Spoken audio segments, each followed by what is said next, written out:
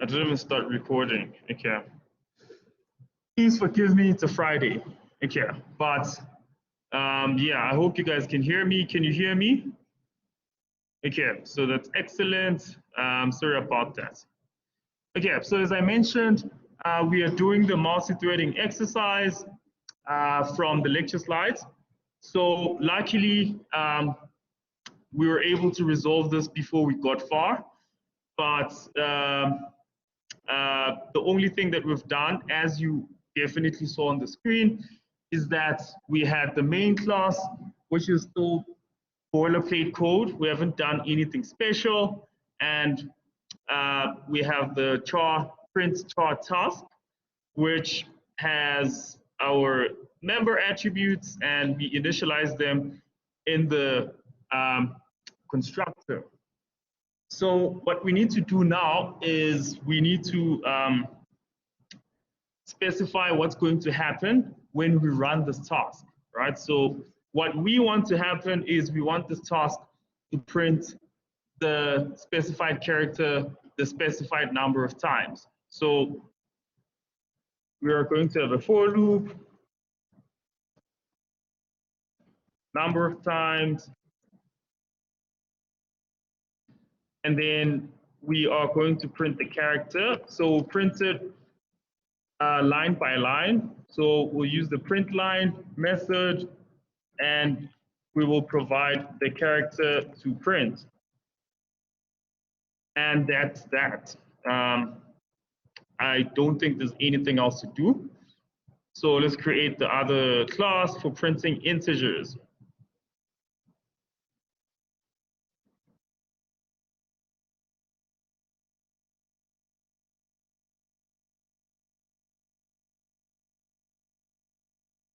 Let's actually just stick to the primitive int.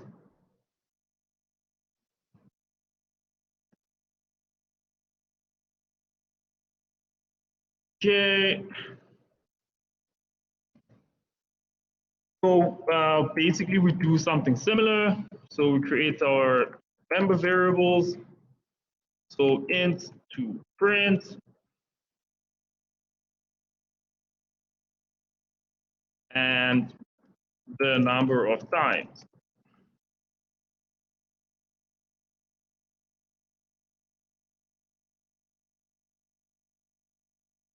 So in this case, we want to provide the same information.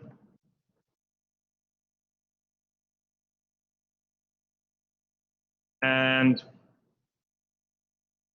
basically do the same stuff. So print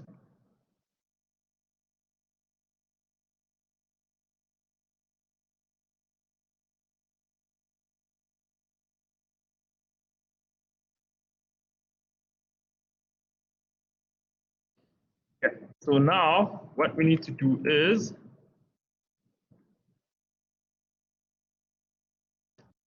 so don't forget to save, and save, otherwise you will lose your work. Okay. So we need to print this integer a specified number of times. So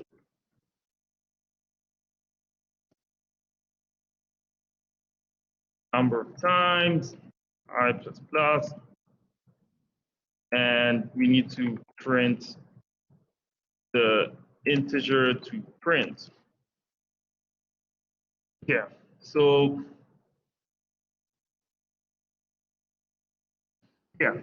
that should be fine. So those are our two tasks.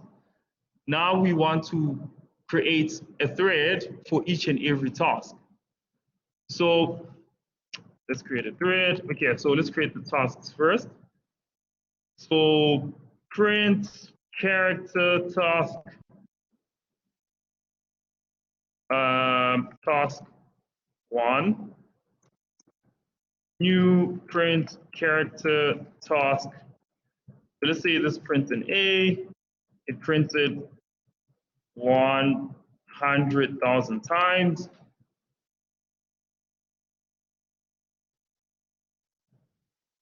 Yeah, and then we create a thread for this.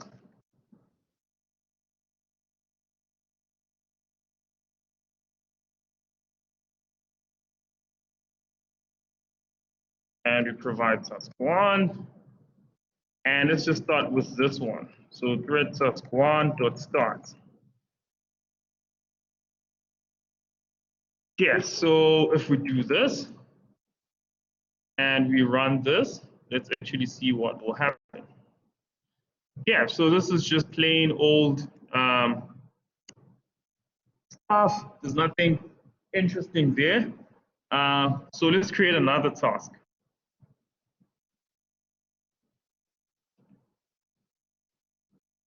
So print char task task.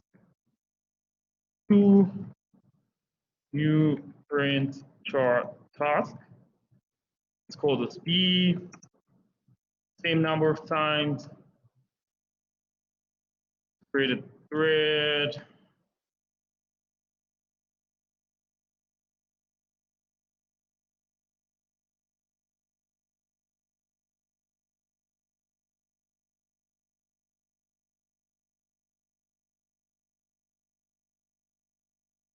Okay, and then let's start the thread.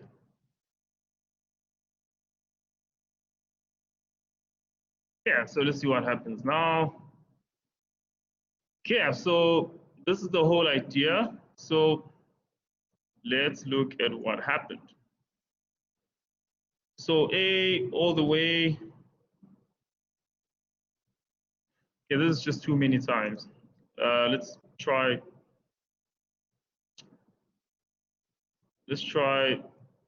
100 times.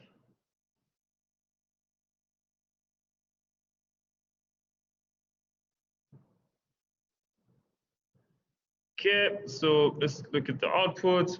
Okay, so as you can see, if this was a sequential programming problem or code, what would have happened would be we would have first had 100 A's and then 100 B's, right? Because that's the logic in which we did it, right? If you look at the code, we said start the first task, which would run 100 times or would print 100 A characters, and then would start the second task, and that would also run 100 times or print 100 characters, right? So what's happening here is these tasks are actually running concurrently, right?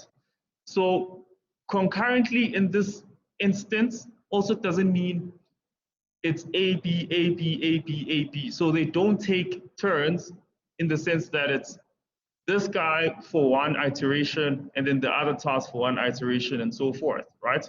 So it depends also on how my operating system is doing the scheduling, right? You learn all about this in third year, right? But the main idea is that these two threads are sharing resources. And because they are sharing resources, they are trying to execute their tasks concurrently at the same time. And as a result, you'll see that before I print all 100 A's, the other thread takes over the resources and it prints the other, it prints its own characters, and then this thread comes back and it prints and so forth, right? So we can't really see the concurrency, you know, like in its true sense, because we are printing stuff to the console, and it's not like two things that are happening simultaneously, right, next to each other. But this basically gives us an idea of what is happening under the hood, right? The most important thing is we have these two tasks that are executing concurrently, and therefore the other task does not have to wait for the other task to finish executing, and the other way around. So if we add something else, so add another task,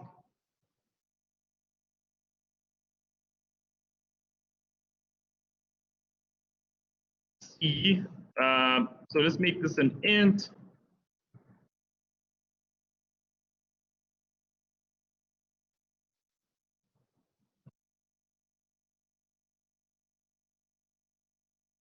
Very interesting. Okay, but in any case, make it a 10. And let's create another thread.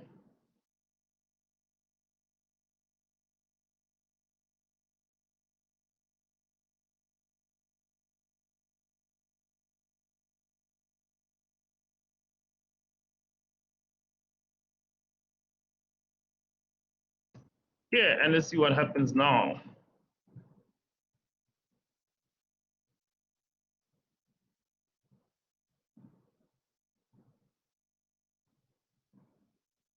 Okay, so as you can see, it's the same effect, right? So the output changes intermittently, right? So at one point, it's task A or task 1.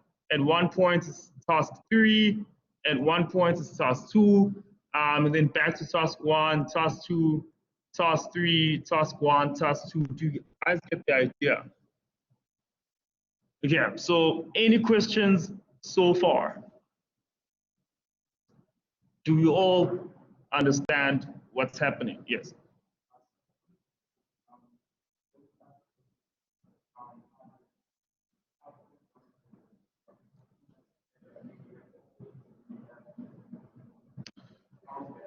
There's no real way to try and predict that, but you can try and control it, right? So there are mechanisms in Java that allow us to control that. One of them is thread synchronization. We won't really cover it this year, but you will cover it next year. And there's also like methods like when we look at the thread class, during this period, we'll see that there are methods, for example, making threads wait for a certain number of milliseconds and stuff like that. So if you manipulate that, you can actually get your threads to kind of produce exactly the concurrency that you are looking for. Okay, any other questions? Yes.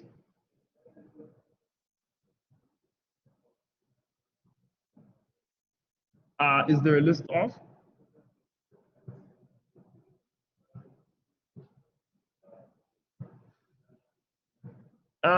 So you can't really, so it goes back to the answer to the previous question. So by using certain methods like making threads wait for each other, you can try and create some sort of priority for different threads, right? But it doesn't do it inherently. Yeah. Like, is that what you're asking? That, like, for example, would it decide that, well, an int is more important than a string? Or yeah. So it doesn't do it like that, but you can try and make it achieve that. Yeah. Okay. So moving on to the next section of the content. Okay. So this is basically the same example. You can go through it. Oh yeah, so this is where we stopped yesterday, and we are going to continue from here. So let's look at the thread class more closely, right? So we've been looking at the task or the runnable interface. So now let's look at what threads actually do, right? So the thread class also implements the runnable interface, right? So it's possible to create a thread by extending the thread class, right? So you can create your own threads, right? So you don't only have to use the thread class. You can create your own like classes that extend the thread class, right? Not like, you know, like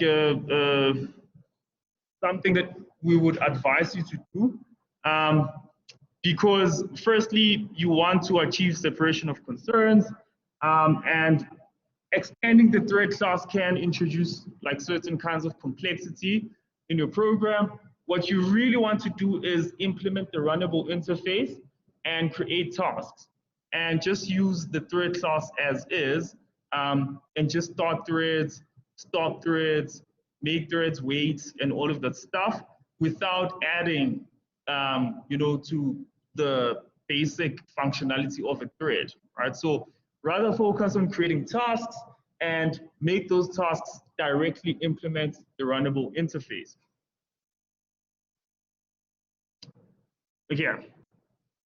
And then also, if a class extends another class, then you can't make it extend thread.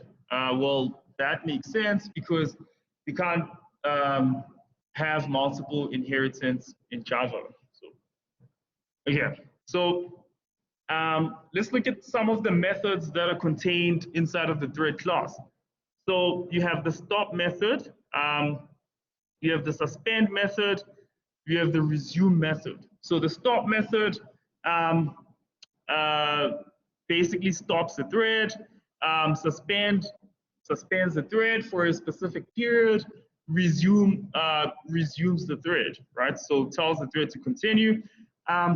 These methods rather, they are deprecated, right? So what that means is you should not use them because they are no longer supported, right? So the way that they work now is like all of the security vulnerabilities that they present, they'll always be there.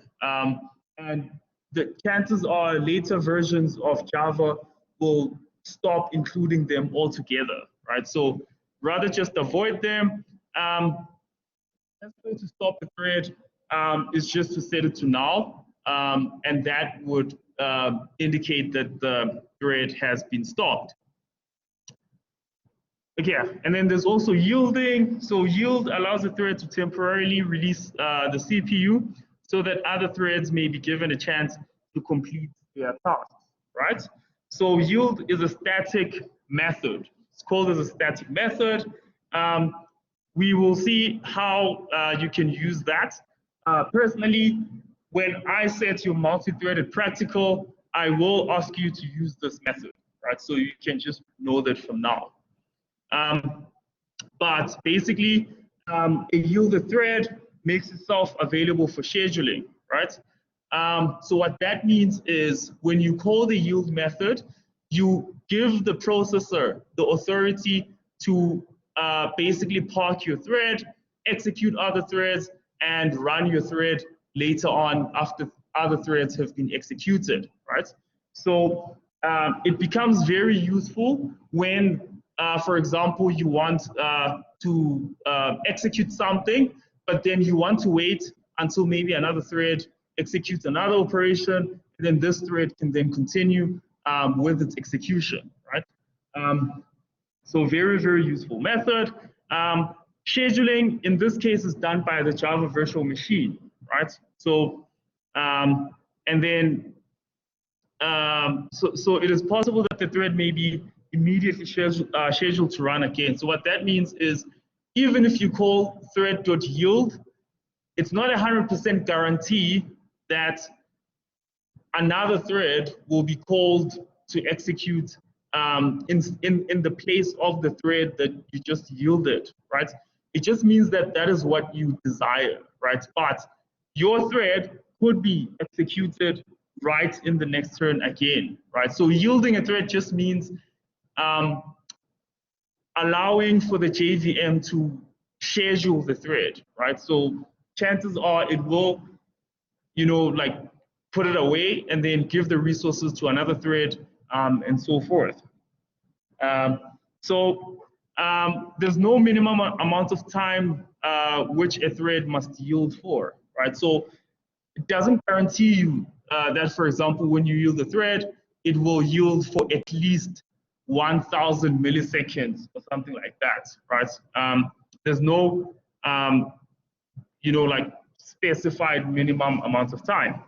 And then the sleep. So sleeping allows a thread to also temporarily release the CPU so that other threads may be given a chance to complete their tasks. But sleeping specifies a minimum amount of time before it is rescheduled, right? So the only difference between yielding and sleeping is that when you use thread.sleep, you provide the number of milliseconds, right? So you'll say this thread should not run for the next 10 seconds, right?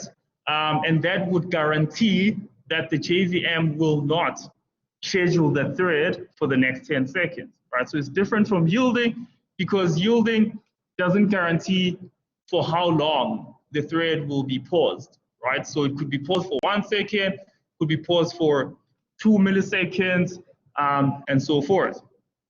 So a sleeping thread may be interrupted, in which case it will raise an interrupted exception, which is a checked exception. So remember, a checked exception is an exception that you must handle, right? So you must try thread.sleep catch interrupted exception, right? So for example, if there's a loop that governs the sleep statement, it is important to place the loop within the try block to prevent your thread from running while in an interrupted state, right? So just keep that in mind. We will do an example of this on Monday. Oh, Monday is a holiday. Okay, so we'll try to fit it into the practical lecture. Again, and then there's joining. So joining a thread allows one thread to wait for the completion of another before it begins execution. You will most likely receive this as well as part of your practical. So this just means before this thread runs, it must wait for another thread to finish, and then this thread will continue to execute. And so this is an example where we modify the main to enable sequential execution of our threads, right? Okay, so in this case, we have these characters, A and B, and then we have this number, and then we have our threads. And then, so here we start the first thread, and then try, and then thread one dot join. So let's look at thread one. So thread one, and then starts thread one dot join.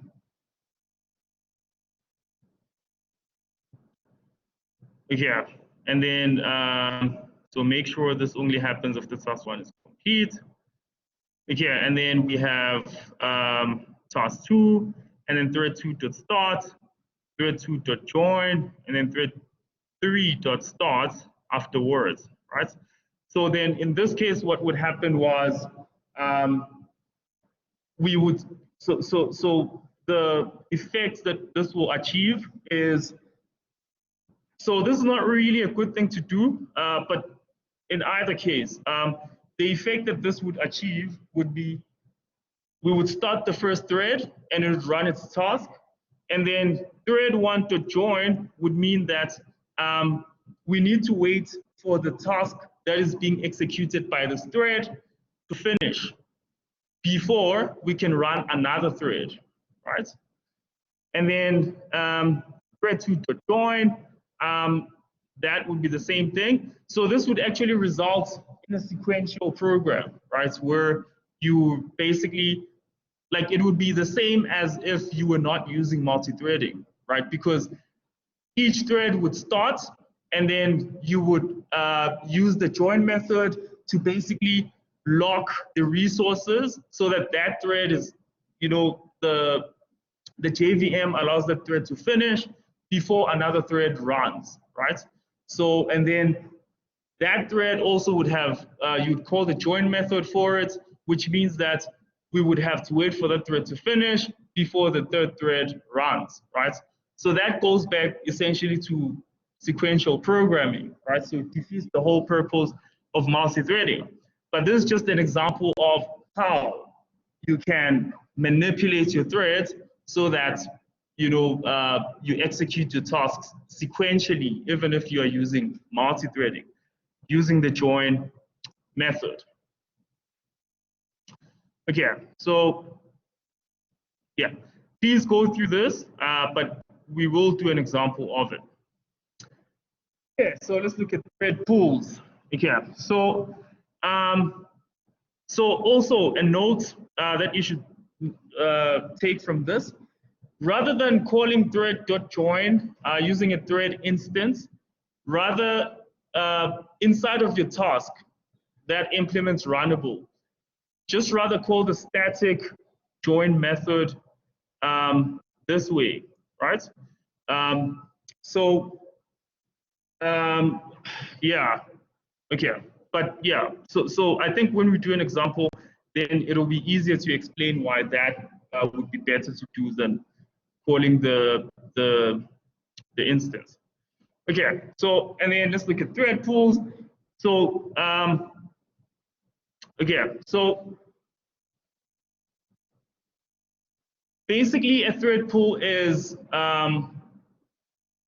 like a class where you can statically assign threads to tasks on demand, right? So you don't have to instantiate a new thread every time you want to run a task, right? So this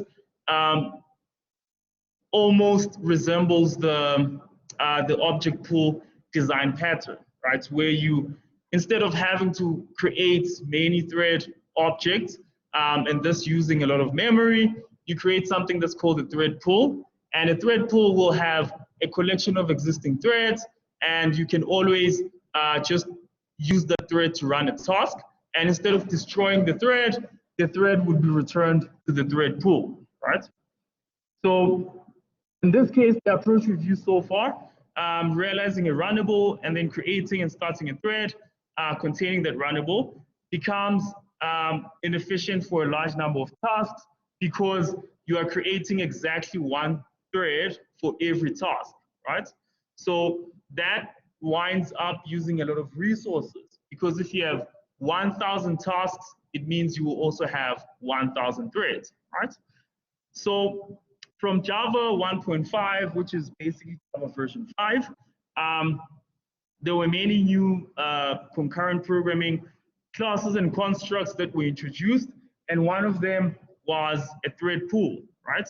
And what this means is that new tasks can be allocated to existing threads, which would save on the creation time performance drop, which would be experienced if you were creating a thread for every task, right? So the idea is you're trying to eliminate having to create a thread for every task, right? So in this case, when you create a thread pool, you are creating a collection of worker threads that execute asynchronous callbacks on behalf of the application, right? So a synchronous method call just means that you are performing a method call without actually waiting for that method to return control to the caller, right? So the thread pool is primarily used to reduce the number of application threads and provide management of worker threads, right? So this provides a cheaper way to gain access to threads, right? So there's a fixed thread pool, which will only create up to a certain number of threads to handle the tasks that they have been assigned. And there's a cached thread pool, which creates threads as tasks are assigned, right? So the cached thread pool basically is more flexible than a fixed thread pool, right? Because a fixed thread pool will only create up to a certain number of threads to handle tasks that have been assigned. Again, so because we don't have much time, we won't create a thread pool, but let's make that part of the practical lecture as well. So creating a thread pool, you will also create a thread pool in your practical, so keep that in mind. But yeah, so I'll show you guys a basic example of creating a thread pool, creating tasks using thread.join, and thread.sleep and thread.yield, and seeing the difference in output. Okay, so thank you very much. Please don't forget, if you have not applied for the SIG test, this is your last opportunity. Today is your last opportunity. The form for applying for the SIG test is the same form that you used for your semester test 1 SSA. It's the very same form. Yeah, thank you very much. Yes.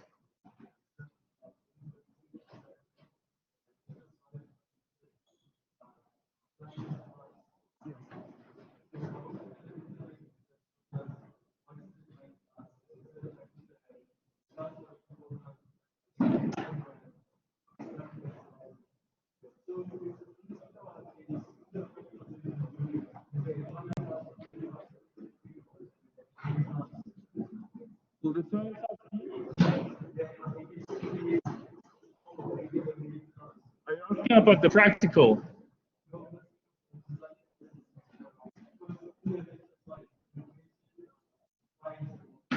No. So remember, a Italian sauce can be any sauce. It doesn't have to be the sauce with the main method. Right? Italian sauce is the sauce that uses the pattern. Right? For example, you use the visited. For example, in the practical lecture, you remember that we used the visited design pattern in the Canvas class. So that's the Italian class in that case. So it's whichever class that uses the design pattern. Okay.